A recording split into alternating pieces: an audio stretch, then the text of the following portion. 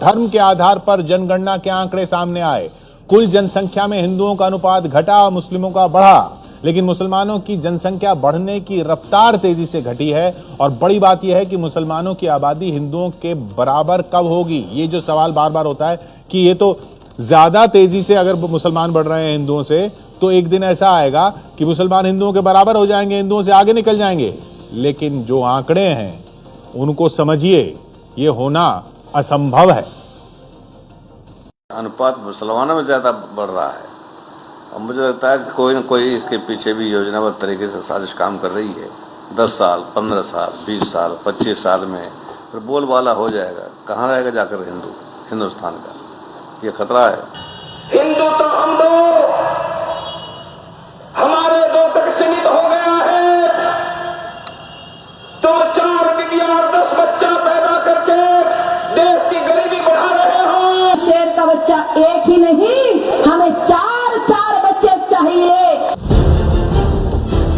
एक सवाल जो कई नेता उठाते रहते हैं वो ये है कि मुसलमान ज्यादा तेजी से बढ़ रहे हैं, तो एक दिन वो आएगा जब वो भारत में हिंदुओं से ज्यादा हो जाएंगे। ये अपने आप में भ्रामक है, क्योंकि मोटे तौर पर हर 10 साल में देश में लगभग इतने हिंदू बढ़ जाते हैं जितनी मुसलमानों की कुल आबादी है। लेकिन फिर भी आइए हिसाब लगाते हैं कि क्या वो दिन आ सकता है जब मुसलमान हिंदुओं के बराबर हो जाएंगे। यकीनन मुसलमानों की जनसंख्या बढ़ने की दर हिंदुओं की जनसंख्या बढ़ने की दर से ज्यादा है। 2001 से 2011 में हिंदुओं की जनसंख्या 16.8% की दर से बढ़ी, तो मुसलमानों की जनसंख्या 24.6% की दर से बढ़ी। अगर ये मान लिया जाए कि दोनों की जनसंख्या अब आगे इसी रफ्तार से लगातार बढ़ती रहेगी, तो जानते हैं मुसलमानों की संख्या हिंदुओं की संख्या के बराबर कब पहुंच सकती है। और दोनों की जनसंख्या बराबर होने के लिए जानते हैं भारत की कुल जनसंख्या कितनी होगी? 13,000 करोड़। जी हां, बढ़ते बढ़ते जब भारत की कुल आबादी 13,000 करोड़ हो जाएगी, तब जाकर हिंदू मुसलमान बराबर होंगे। 6,500 करोड़ और 6,500 करोड़। अगर दोनों अपनी आज की रफ्तार से बढ़ते रहे तो, और उसके लिए आपको 2281 के सेंसस का इंतजार करना होगा, यानी 270 साल बाद। यानी इससे बड़ा भ्रम कुछ हो ही नहीं सकता। आजादी के वक्त भी यही भ्रम फैलाया गया था कि जितने मुसलमान हिंदुस्तान में रह गए हैं वो इतनी तेजी से बढ़ेंगे कि देखते ही देखते हिंदुओं से ज्यादा हो जाएंगे। लेकिन हकीकत यह है कि मुसलमानों की जनसंख्या बढ़ने की रफ्तार धीमी हो रही है। 1981 से 1991 में मुसलमानों की जनसंख्या बढ़ने की दर 32.9% थी, जो 1991 से 2001 में घटकर 29.3% हो गई। और 2001 से 2011 के ताजा आंकड़ों में ये दर घटकर 24.6% रह गई है। मुसलमानों के मुकाबले हिंदुओं की जनसंख्या बढ़ने की दर कम तेजी से गिरी है। 1981 से 1991 में हिंदुओं की जनसंख्या बढ़ने की दर 22.8% थी, जो 1991 से 2001 में घटकर 20% हो गई।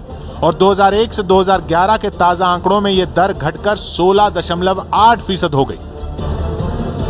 यानी 1981 से मुसलमानों की बढ़ने की दर 32.9% से घटकर 24.6% पर आ गई, जबकि हिंदुओं की बढ़ने की रफ्तार 22.8% से घटकर 16.8% पर आ गई। लेकिन हिंदू इतने ज्यादा हैं कि इसी दर पर अगले 10 साल में मुसलमान 4 करोड़ बढ़ेंगे, तो हिंदू उनसे चौगुने यानी 16 करोड़ बढ़ जाएंगे।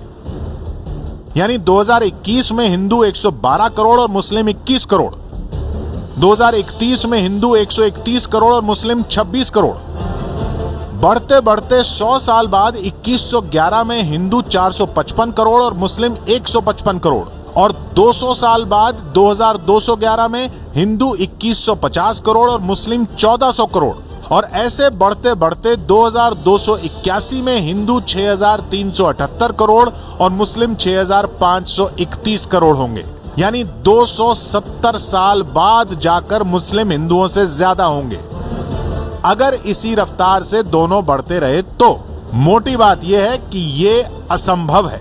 जैसे जैसे देश में शिक्षा और संपन्नता बढ़ेगी, हर समुदाय की बढ़ने की रफ्तार लगभग बराबर होने लगेगी, जैसा विकसित देशों में होता है। यह हिसाब है। 270 साल लग जाएंगे मुसलमानों को हिंदुओं से ज्यादा होने में, अगर यही रफ्तार रही तो। और ये रफ्तार क्यों रहेगी? शिक्षा बढ़ेगी, संपन्नता बढ़ेगी, और 13,000 करोड़ लोग क्या रह सकते हैं इस देश में? असंभव है, ये असंभव है, ये भ्रम है जो फैलाया जा रहा है।